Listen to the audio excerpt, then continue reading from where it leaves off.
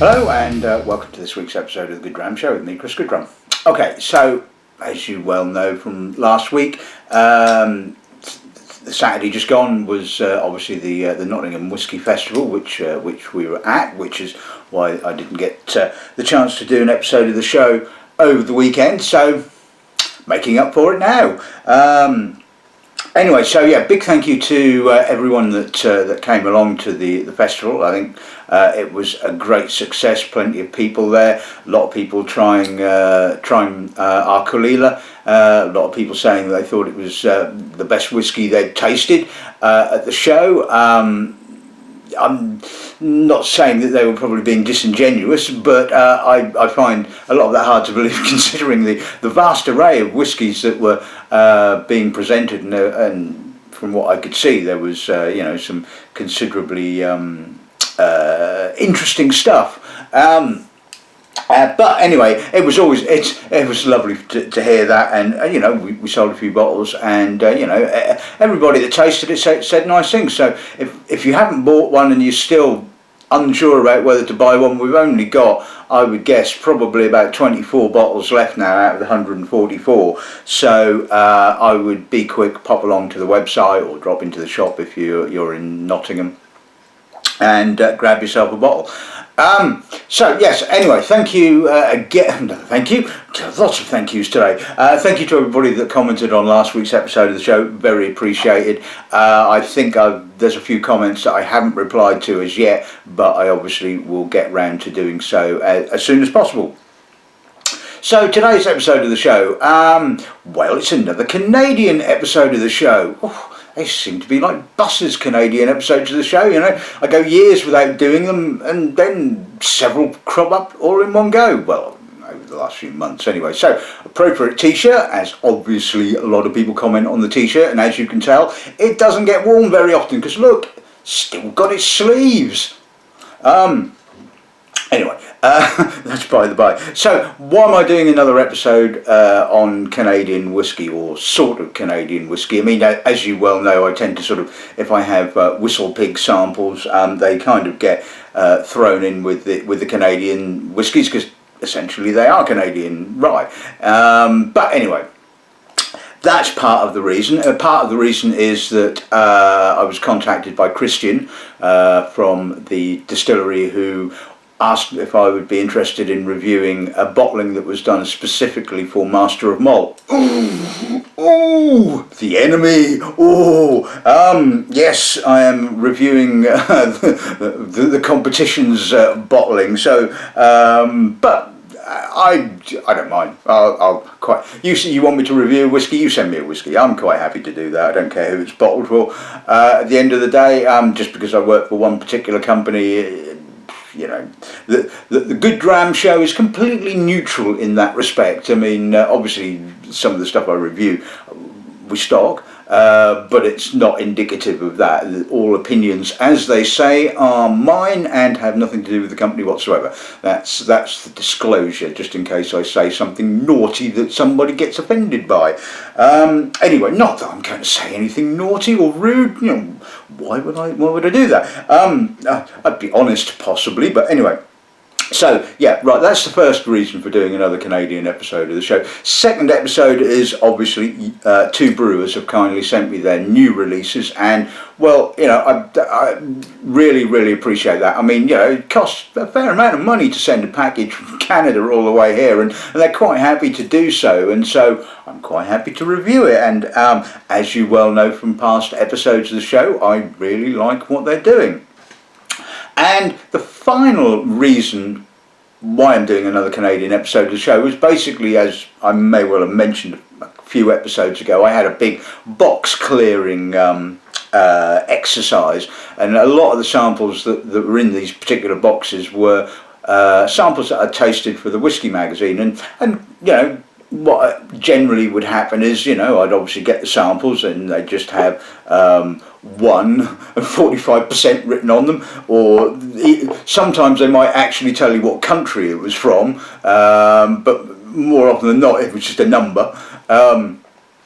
So obviously I'd do the tasting, sort of send him my notes and scores, and then eventually I'd get back what they actually were and go, oh yeah, that's very nice, and put the tasting note in one's database and forget about it, you know. And it's only generally when I tend to sort of do episodes of the show, then obviously I think, well, I'd better actually do some research into this particular whiskey. Who are these people and what is it? And that is basically the two samples, obviously, that I have that are not from WhistlePig or Two Brewers, which I think are quite interesting, hopefully. And like I said, I tasted them. When did I taste them? I think one I tasted in probably about 2013 and one in 2014, so quite some time ago, so I don't think they're probably available now, but I just thought they'd be interesting to A, have another look at, and B, just, you know, show them to you guys. So anyway, I think that's enough waffling. Let's have a look at today's lineup then.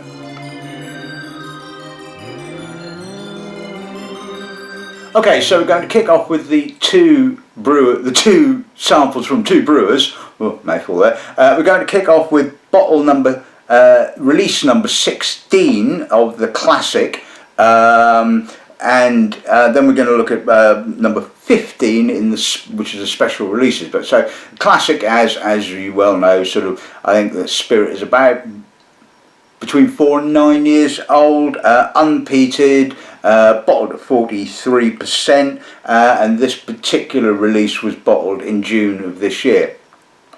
And looking, as you know, they do the special releases range, or the special finishes, I should say, which tend to be sort of weird and wonderful finishes, and this one is no exception. This is a sherry finish, again bottled 43%, bottled in April of 2019. Again, similar age spirits, but crucially only spent 6 months in the sherry cask, which I think is about the right amount of time if you're going to do a sherry finish, but it's picked up quite a fair amount of colour in actual fact. So be interesting to see how much sherry character that has actually picked up in 6 months. Right, then we're going to go on to the first of the two WhistlePig bottlings. This is the 12-year-old bottling called the Boss Hog.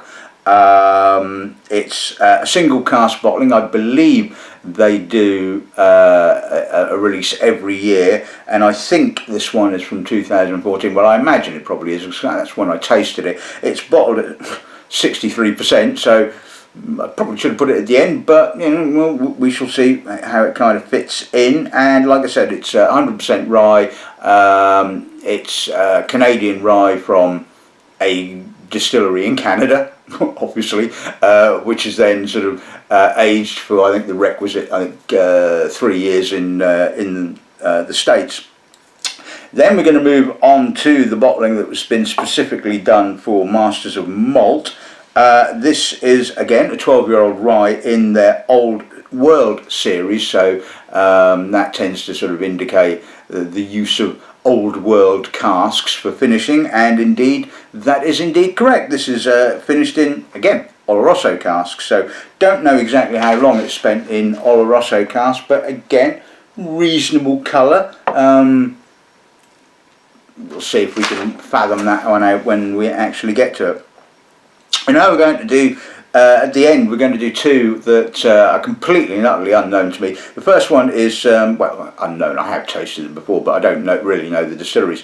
The first one is 40 Creek Heart of Gold. This was a limited edition blend of barley, corn and rye whiskey that was produced by a chap by the name of John K. Hall, who obviously who set up the distillery. Originally he was apparently a winemaker, and this particular bottling features, or the fermentation stage featured the use of wine yeast rather than a traditional brewer's yeast or whiskey maker's yeast, I imagine. And apparently the aim was to accentuate the floral and herbal notes of the wort and obviously the resulting spirit. Now, I don't know the other bottlings that 40 Creek do. I know this is, I think, pretty much the only one I've ever tasted of theirs. So I'm guessing that their standard bottlings are a blend of barley, corn and rye. I don't know whether that's the mash bill they use or whether each is individually distilled and then blended. Because the information I found out said it's a blend of whiskies, I'm guessing that it is a blend of actual, so it's a barley mash, and then I'm guessing. If anybody knows, please let me know. It would be appreciated. Anyway, so this is bottled at 43%, and I don't know if it's still available. I'm considering it was 6 years ago. I'm probably guessing not. And finally, the last bottling of the day is called Alberta Distillers Limited Dark Horse. Okay, so what do we know about this particular bottling? Well, when I first tasted it, I thought, yeah, okay, and just filed it away, like I said. And it wasn't until I actually sort of did the research for the show, I realised that it's actually quite intriguing and probably going to offend the purists, I imagine. So what we have here is about 90% Canadian rye. Two types. There's a high ABV rye which has been aged for 12 years in refill American oak, and a low ABV pot still rye which has been aged for 6 years in brand new American oak. So that's the kind of basis for it. Then we start to get a little bit weird. Then it is blended with around about 8% of American bourbon, which from what I've read is apparently believed to be Old Grandad. Possible, don't know. And here comes the divisive bit. Now, basically they add 0.5 to 1% of sherry to it.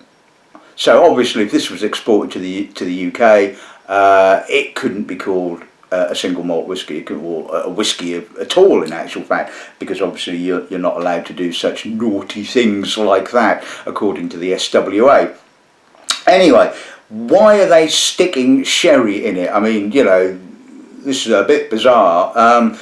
And when you actually sort of read the reasoning why, you think, well, okay, I can understand that. And the reasoning why is basically, instead of having to buy expensive sherry casks and ship them all away from Spain, and then have the possibility of them becoming bacterially tainted and all this kind of stuff, or sulfur tainted, we'll just cut out the middleman. We'll just put some sherry in. I mean, the sherry, when you think about it, has kind of absorbed into the staves, and they claim that allegedly there is about 0.5 to 1% sherry juice still in the barrel.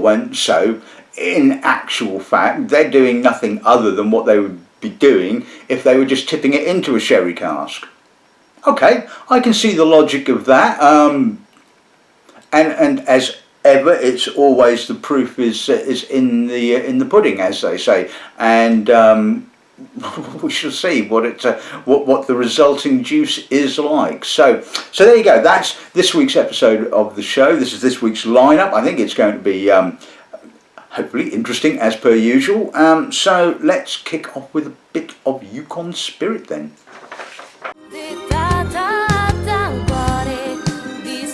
Right, okay, so this is classic release number 16. Let's see what the nose gives us on this.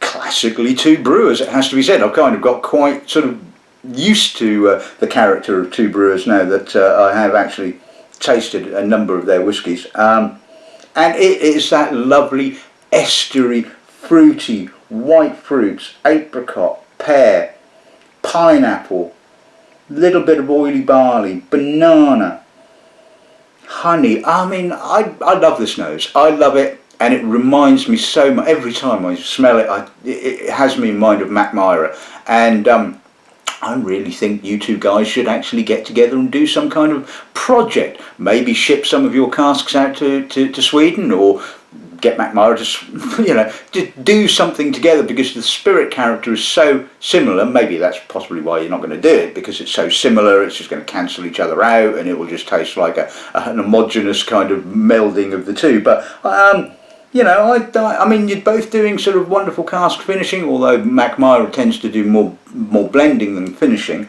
I really think you ought to talk to each other, guys, because I think that would be really interesting. Anyway, so yeah, absolute classic Two Brewers nose, it has to be said. Lovely balance. It just ticks all the boxes for me. It is a delight to smell this whiskey. There is no harshness, no hard edges. A little bit of oak coming out now. A little bit of creaminess. See what the palate's like.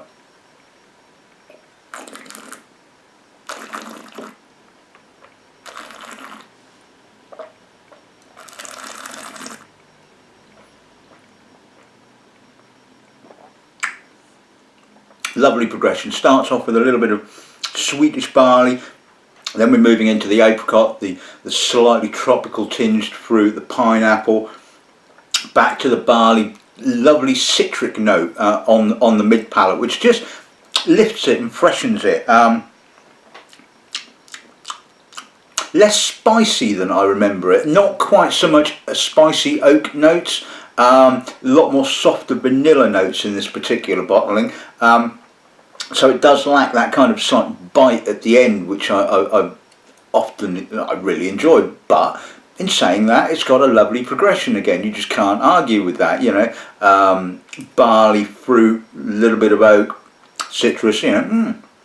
Absolutely gorgeous. Mouth-filling, full, just a lovely whiskey to drink. So, you know, if you guys ever get enough to release in the UK, I think it would go down an absolute storm. But one imagines that the production is so small that it just doesn't make it outside of Canada. But anyway, lovely whiskey, great start.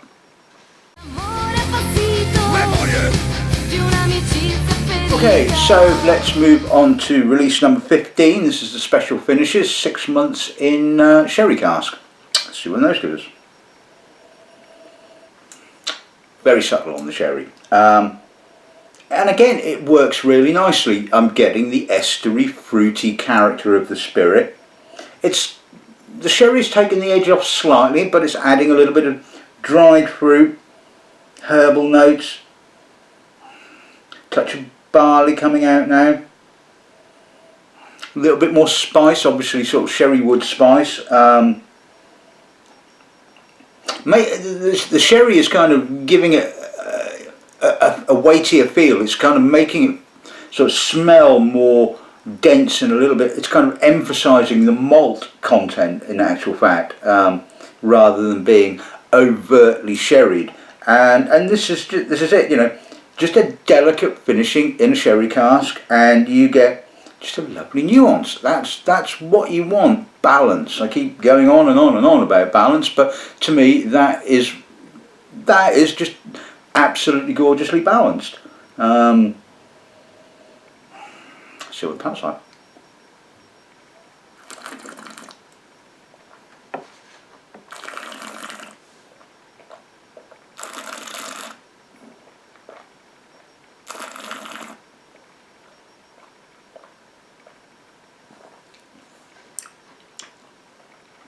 Crisp, fresh, quite glacial in fact. Less estery fruit now, a little bit more malt.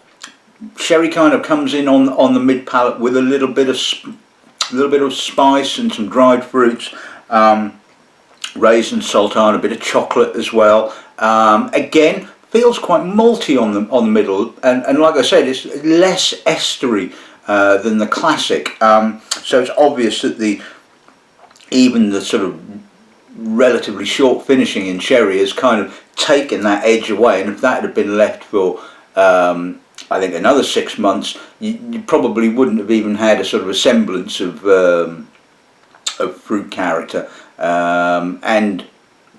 but just fantastically balanced. A little bit more sherry noticeable on the palate, but again, really lovely progression.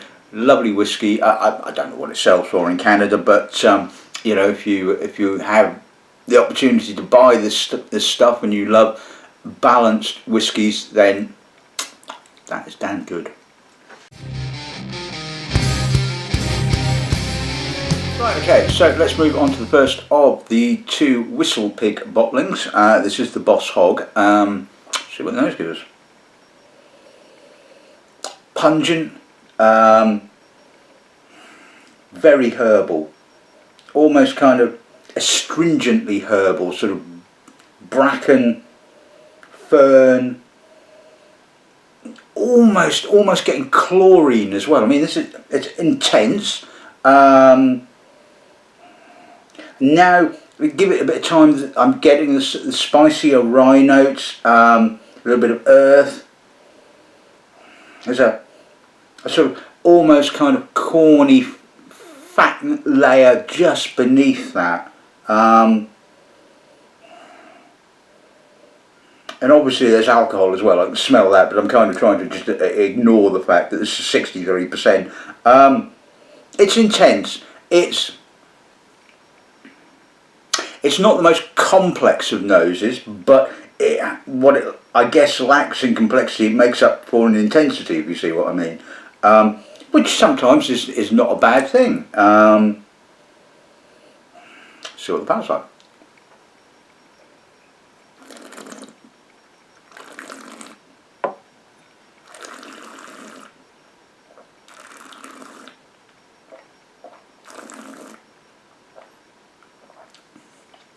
Alcoholic, drying, herbal rye. Again, a bit of burnt toffee. There's a sort of a sweetness there that's kind of obviously being contained by the alcohol. And again, it's intense. It's got a lot of rye character, but it's not particularly complex, shall we say. Not when it's neat. Anyway, I mean, it's a possibility when you put a little drop of water with it, it will become a little bit more complex and it will open out a little bit. But at the moment, the alcohol is just making it feel really tight and constrained. So let's see what a drop of water does. It's brought out some oak. Again, I'm getting more of that almost kind of corn-like fat note, which I'm guessing has got to come from the oak. Can't come from corn. I mean, I can't believe it. I mean, it's rye. There might be some corn in there. That's the point, you know. It's just because it says it's a rye whiskey doesn't necessarily mean it is 100% rye.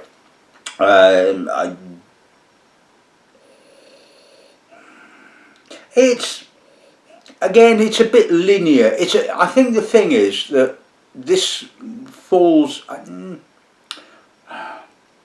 This kind of like reminds me a little bit of the Four Roses single casks that I tasted many years ago, and that you're getting a snapshot. That's the thing with and often with American whiskies anyway, single cask American whiskies, because they're a blend of various casks from different racks and levels of the warehouse, and sometimes single cask bottlings can feel like a component, and this is exactly what it feels like to me. It has intensity, has lots of rye character, but it doesn't have a huge amount of complexity. Let's see what the palate's like now.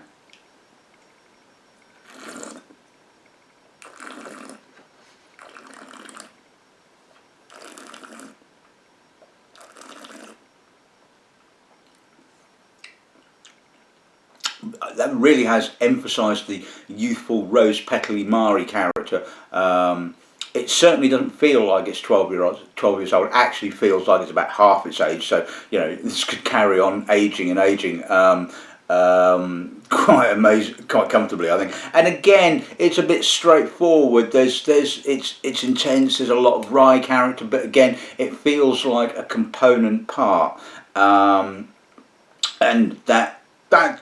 it's great spirit. I mean, don't get me wrong, the quality of the spirit is absolutely brilliant, but like I said, compared to some of the other bottlings I've had from WhistlePig, this doesn't have that kind of complexity. So, so yeah, it's okay.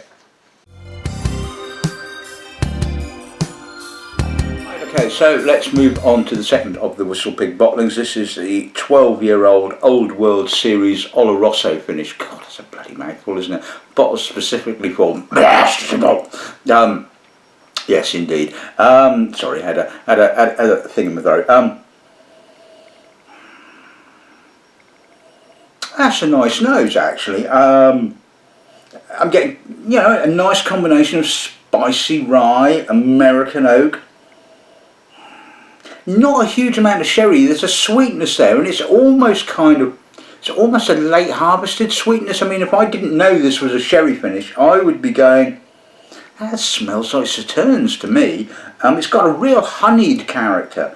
There's a little bit of mocha again, touch of dried fruit, marzipan pepper, peppery marzipan possibly. That's a gorgeous nose, and this is what the Boss Hog isn't.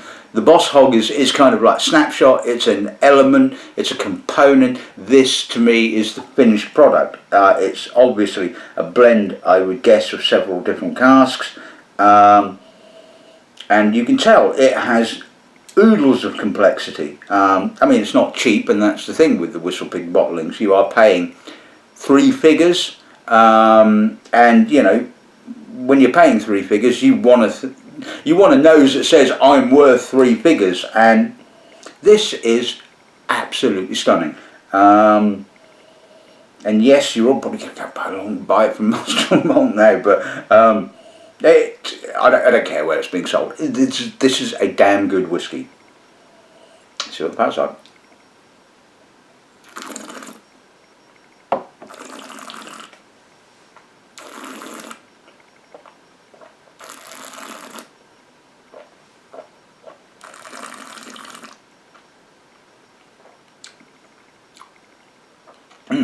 Like the nose, it's a lovely palate, very soft, very sumptuous, very.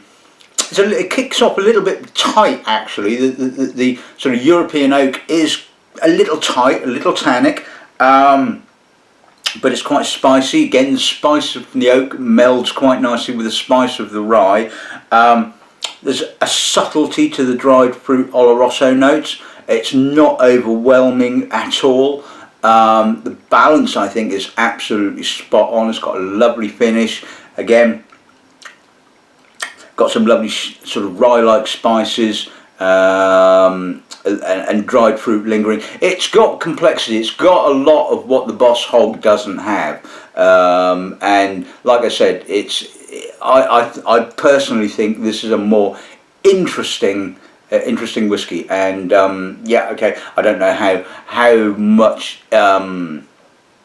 influence Master and Malt had on this, or whether it was just sort of the distillery going, well, we'll bottle this for you, here's the end result, what do you think, guys? I don't honestly know, because obviously don't have any dealings with them, but either way, lovely whiskey, expensive, yes, worth it, yeah, I think so.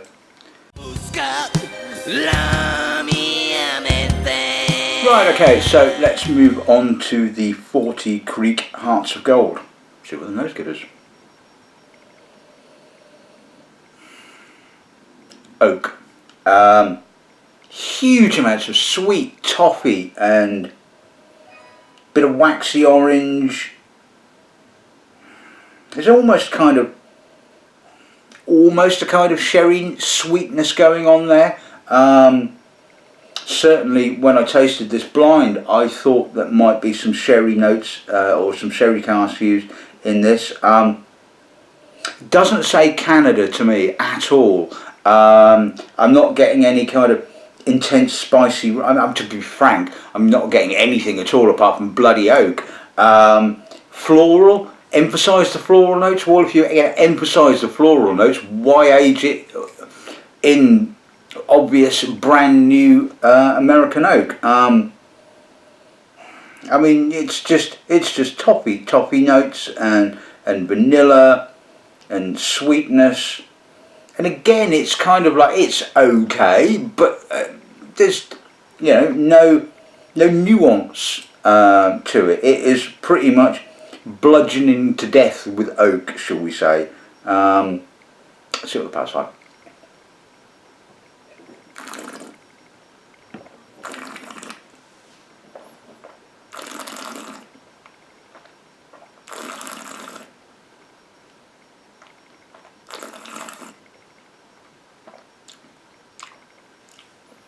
Again, it's just an oak overkill. It's sweet toffee, it's cream, it's clotted cream, it's milk, it's, I'll give it, there's a little bit of herbal rye kind of coming through right on the finish, but it's soft, it's straightforward, it's simplistic, it's over oaked. It's kind of like, to me, it's missing the whole point of what the maker was trying to achieve, in my personal opinion. I mean, you know, John Hall may well completely disagree with me and think I know absolutely nothing at all about whiskey, but to me, if you're going to use, you know, a different type of yeast, if you're going to try and sort of create a different type of spirit, you know, with emphasis on certain elements, why stick the thing in bloody new oak? I mean, because it's obvious.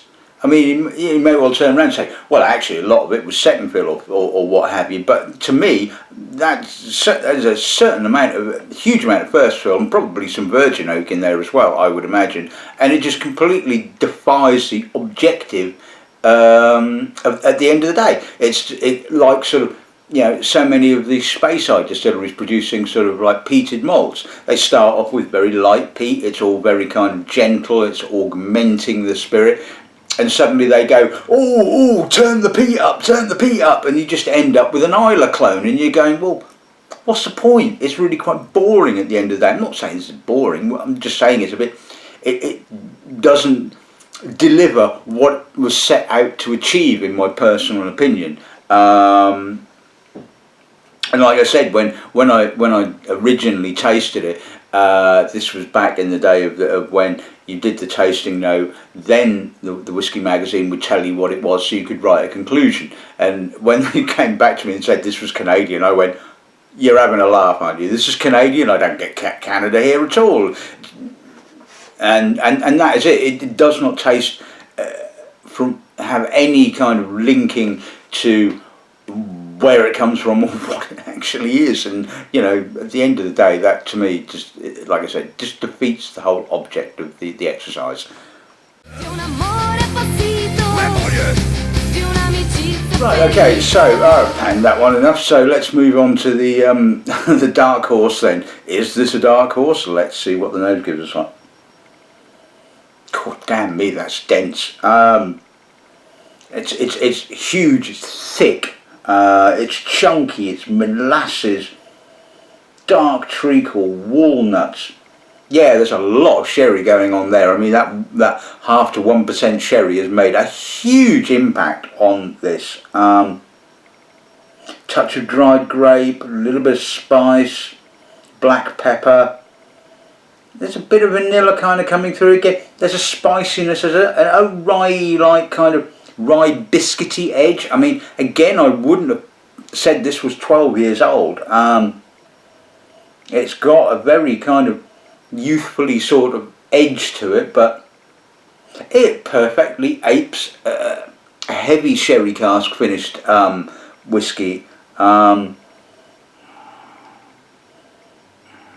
And although it's not bad, it doesn't quite have the balance of the other two sherry finished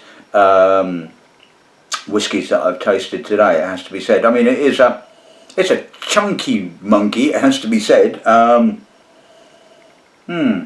Sort of pass on.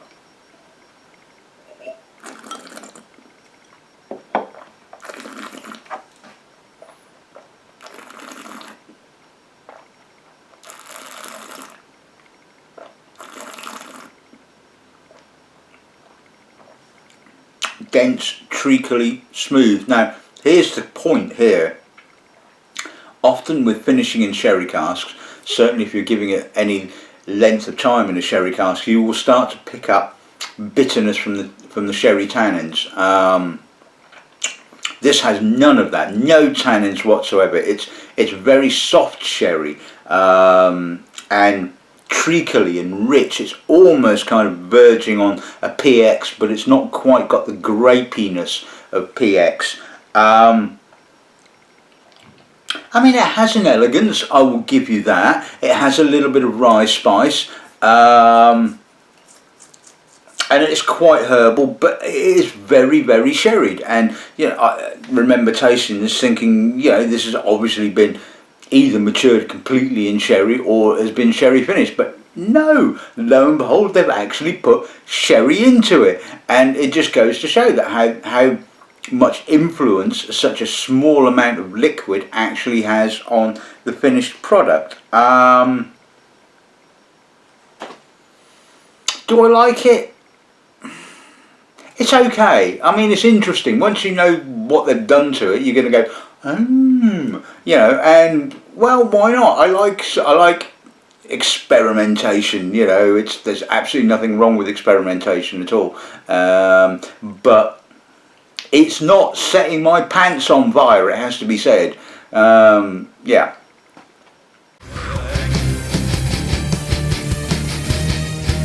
Right, okay, so let's sum today's episode of the show up. Well, I think it's been really intriguing, and it's been nice to taste all of these together in actual fact. You know, something I don't do very often at all, because obviously the samples come in at different times and what have you. The Two Brewers Classic, I mean, I love this stuff. I mean, this is absolutely gorgeous, and it is just such a joy to drink. It's estery, it's fruity, and that is what I love in whiskey. You know, I don't want hard-edged kind of industrial, oh God, I'm going to have to work to get through this. I want something that I just enjoy, and you know, that is enjoyable. The special finishes bottling, just absolutely spot on finishing. You know, 6 months, that's all you need in a sherry cask. Delicate nuances of dried fruit, absolutely spot on. The Boss Hog, well, I mean, there's no doubting the quality there, but like I said, I think it just tasted like a component, a part of something bigger, which is that, you know, the old world finish. I mean, you know, that it's a stunning whiskey. It's superb. It's absolutely gorgeous, and again, it's balanced and it's complete. Whereas, like I said, the Boss Hog just tastes like a component part. 40 Creek, I guess overall I'd have to say that was actually quite disappointing, given what I know now about its production and what the whiskey maker was attempting to achieve in what he was doing. And I just think it just falls quite short of that. Can't argue with the quality. The quality is very good. There's no blemishes, there's no anything like that, but it just doesn't sort of just... The end result is I find quite disappointing. And the Alberta Distillers Dark Horse, well, yeah, Dark Horse indeed, very, very apt name, I think. Again, I think once you know what they're doing, you think, well, that's kind of interesting, and it goes to show, you know, how much influence sherry has over the spirit, whether it's that bit the time that you age it in the cask, or whether it's from actually tipping some bloody sherry into the mixing vat. You know, either way, it shows you that you have to be really careful with the use of sherry if you're going to keep the balance. And to be honest with you, I've never understood why you would go to so much time and trouble to produce what you consider to be a lovely spirit just to stamp it under the hobnail boots of bloody first fill Oloroso. To me, that makes absolutely no sense at all. And you know, there you go. I know there's a lot of you that love sherry monsters, and there is a time and a place for a sherry monster. I will give you that. But at the end of the day, if you are trying to sort of showcase your whiskey, why blanket it in oak? Full stop. You know, whether that's sherry or American oak. But anyway, that's my rant over and done with for today. Hope you've enjoyed this week's episode of the show. I think it's been really, really intriguing, and well, all that's left to say is good afternoon, or what? Yeah. No, it's not quite afternoon yet. Or drinking before lunchtime. Good dramming.